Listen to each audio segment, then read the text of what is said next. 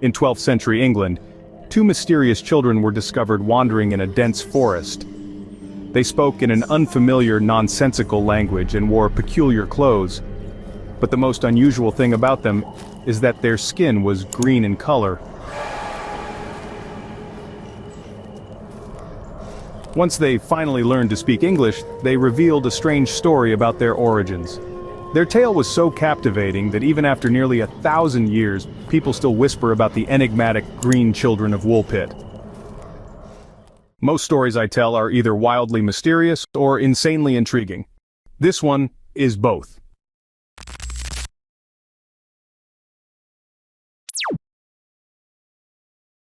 In the 12th century, Woolpit in Suffolk County was a bustling area.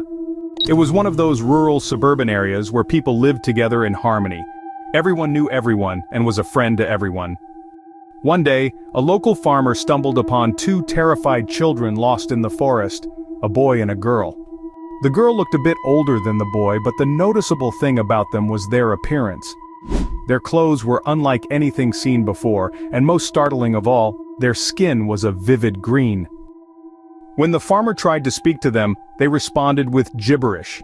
He couldn't understand them, so he was confused. What were two children doing in the woods alone? The farmer knew he was unable to raise them. He was poor and could barely fend for his own family. But he also knew that he couldn't just leave them there. So, he took the kids by the hands and slowly walked with them to the home of Sir Richard de Cong.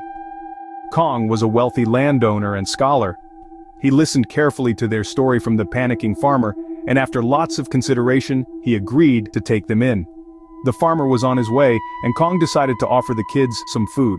They wouldn't eat, not even the finest steak that Cong could offer. This trend continued for a long time, and Cong kept wondering why they wouldn't eat. They couldn't communicate, but their hunger was obvious. Above all, they were not dying from the hunger. They simply went to bed hungry and woke up early each day to go play. One day he stood at his bedroom's window and watched them outside. He noticed that they were picking and eating raw green beans from his garden. So Cong instructed his cook to prepare the green beans for them. At the sight of well-cooked beans, the children devoured them. They ate nothing but green beans for months. Gradually, Cong introduced other foods, and their health began to improve, along with the disappearance of their green tint. Tragically, the boy fell into a deep depression and passed away. But the girl remained vibrant and healthy. So Calne and his family continued to care for her and even decided to teach her the English language. She was a quick learner, and it didn't take her long to communicate.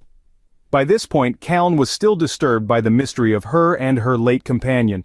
He determined to uncover who they were and where they came from. Little by little, he began questioning the girl to retrieve this information. The girl told him that her real name was Agnes. She told him where she was from, but it didn't sound like any place on earth. The young boy traveling with her was her brother. They were looking after their father's flock when they found a cave. They heard the sound of bells, which Agnes described as the most beautiful and unusual sound she'd ever heard. They followed the sound through the cavern, and when they exited the other side, she said they felt transported to another world that was nothing like their own. Agnes said she came from an underground village called St. Martin's Land. She said all the inhabitants there lived underground and had green skin. Above ground, the land existed in perpetual twilight, though lacking strong daylight. Calne and his family were shocked by these discoveries. The girl was describing things they'd never imagined, let alone seen. Word spread throughout the village, and people thought they were from a fairyland. This is because entrances to fairylands were often believed to exist in densely wooded areas. Over time, a different theory emerged. People believed that the children somehow slipped into an alternate universe where the world on their side has a much different climate than ours. This explained their strange clothes, the strange language, and the difficulty eating our food. Then there's the most current theory. As absurd as it may sound, people started believing that the two children were actually aliens. This explained why Agnes was able to adapt to life on Earth, but her brother couldn't.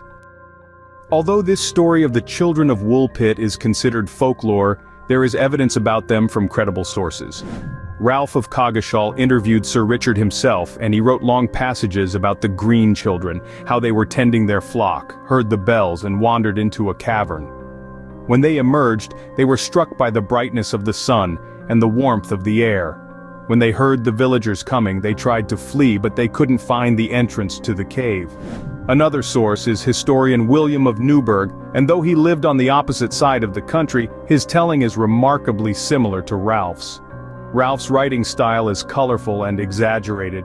He includes stories of pirates and zombies, so he highlights the supernatural elements of the legend.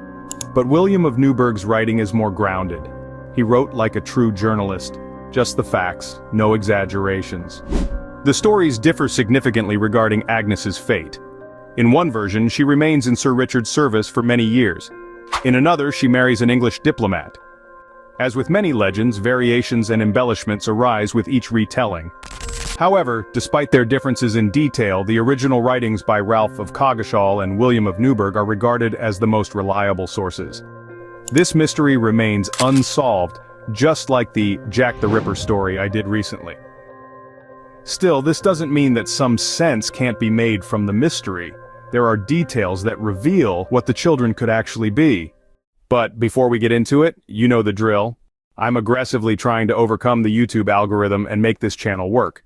Without a team of writers or editors, the best support I can get is by you guys smashing that subscribe button. Please also like this video because stuff like that really helps out the channel.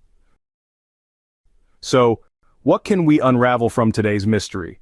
We know that the children were from 12th century England, and if our ancestors were alive, they give us a pretty clear idea of what was going on at the time.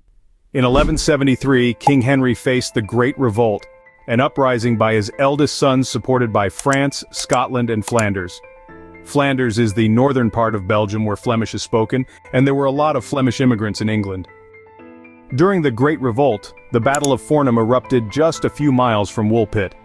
Though an uneasy peace was eventually reached, King Henry's wrath against the Flemish mercenaries led to the persecution of Flemish settlers. This turmoil coincided precisely with the discovery of the Green Children. It's highly probable that the children were either refugees from the battle or fleeing from English soldiers harassing the Flemish settlements.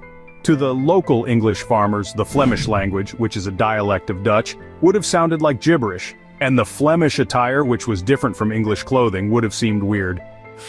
The children's green skin could be attributed to a condition known as chlorosis or hypochromic anemia, which is caused by severe iron deficiency. It even had a nickname back then, the green sickness.